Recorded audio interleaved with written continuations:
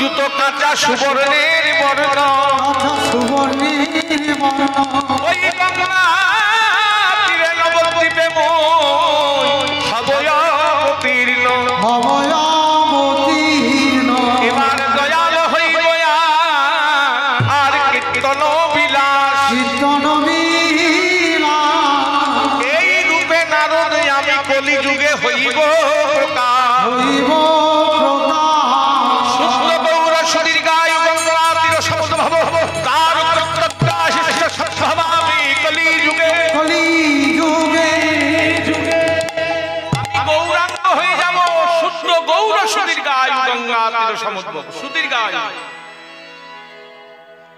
মানুষের একটা মানুষের মাপ কত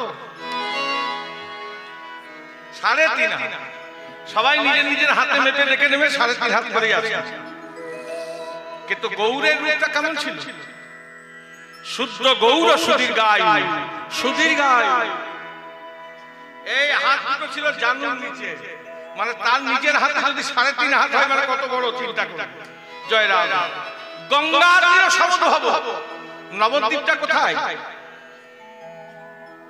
গঙ্গার তীরে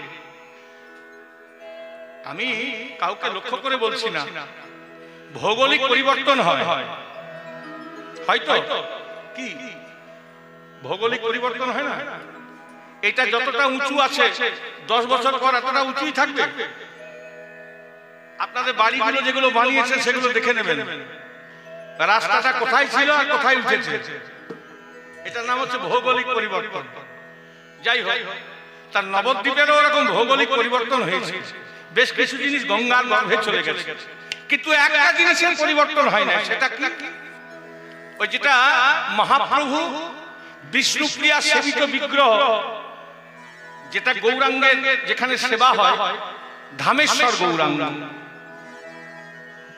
ওইটা ওইখানেই আছে এইবার যদি নবদ্বীপের কিছু জানতে হয় যারা সার্ভিয়ার আছেন তারা ভালো করে আমার কথাটাকে মিলিয়ে নেবেন কোন জিনিসের জায়গার মাপ করতে গেলে ওখানকার একটা দাগ নিতে হয় একটা চিহ্ন নিতে হয় সেটা কিন্তু ওই লেখা থাকে ম্যাপে তা ওই নবদ্বীপের যদি কিছু নেওয়ার থাকে কোথায় জন্মস্থান কোথায় মায়াপুর কোথায় নবদ্বীপ কোথায় নিতাইয়ের ঘর কোথায় গৌরের ঘর যদি কিছু জানবার থাকে তাহলে ওই মা বিষ্ণুপ্রিয়া দেবীর যে বিগ্রহ গৌরাঙ্গ ওইটাকে পয়েন্ট করলে মাপ করলে আপনি বুঝে যাবেন কোনটা কোথায় আছে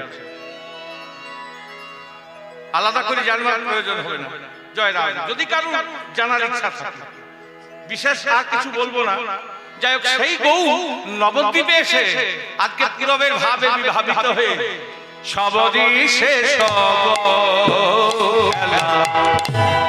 বৃন্দাবনে প্রবেশিলা আজ সবরি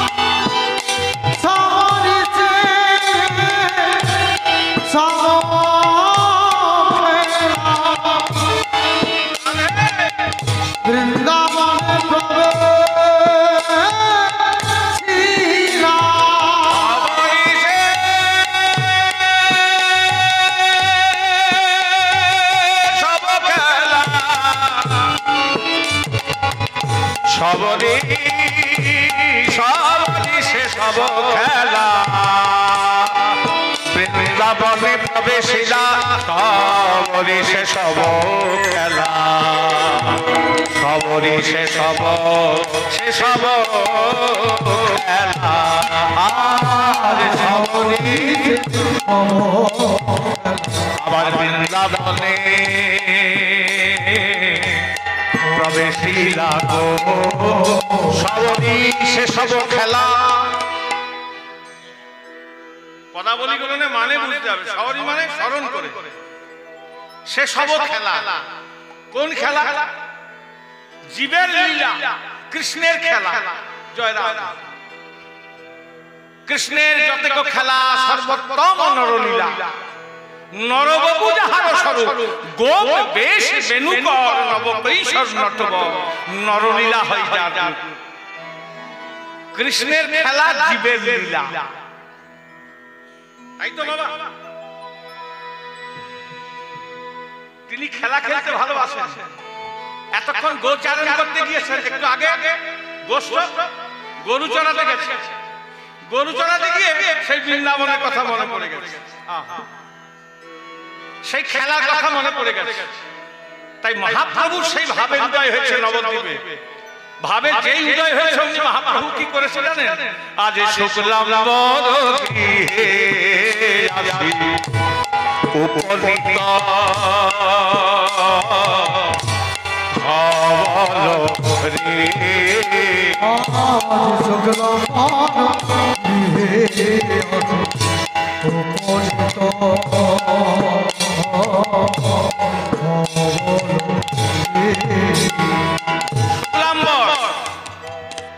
ব্রাহ্মণ সন্তান, নিষ্কিঞ্চন ভক্ত। জয় রাধে। এর আগে আমি এখানে এই আশ্রমে কখনো আসিনি। এটা তো আশ্রম। একজন নিষ্কিঞ্চন ব্রাহ্মণ আমিও। জয় রাধে। আর যিনি এনেছেন তিনিও ব্রাহ্মণ। হ্যাঁ, জয় রাধে। আমারও কিছু নাই বাবা, বামুনদের 3 আঙুল কপাল ছাড়া গোটাটাই ফাঁকা, বুঝলেন? জয় রাধে। কিন্তু আজকে শুক্লাম্বর যে ব্রাহ্মণ ছিলেন, মহাপ্রভু মাঝে মাঝে শুক্লাম্বর ভিক্ষায় গেলে করতো কি, ওই একটা ঝুলি ছিল তো শুক্লাম্বরে, যদি কিছু ভিক্ষা করে নিয়ে আসতো সেটা গোবিন্দের ভোগ নিবেদন করে তারপর প্রসাদ খেত। মহাপ্রভু মাঝে মাঝে ওই ছুটতে ছুটতে গিয়ে তার ঝুলি থেকে এক মুঠো ওই খুদ অন্ন, ভাঙা অন্ন যাই হোক নিয়ে খাচ্ছে। গৌরহরি, তুমি ওটা নেবে না? জানো ওই ওই ওই অন্নটার মধ্যে কত কি আছে? বলে শুক্লাম্বর, তুমি আমায় বাধা দিচ্ছ। দ্বাপরে কৃষ্ণ অবতারে মনে নাই? তুমি দ্বাপর যুগের কথা ভুলে গেলে? সুদামা, সেই সুদামাই কলিযুগে শুক্লাম্বর হয়ে এলেন।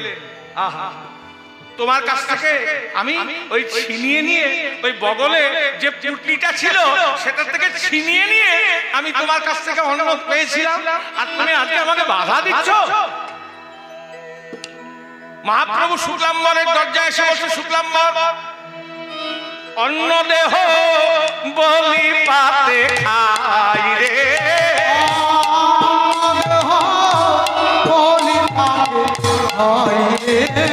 বলে আজ অন্ন দেহ বলি পাতে খাই রে, বলে অন্ন দাও, অন্ন দাও,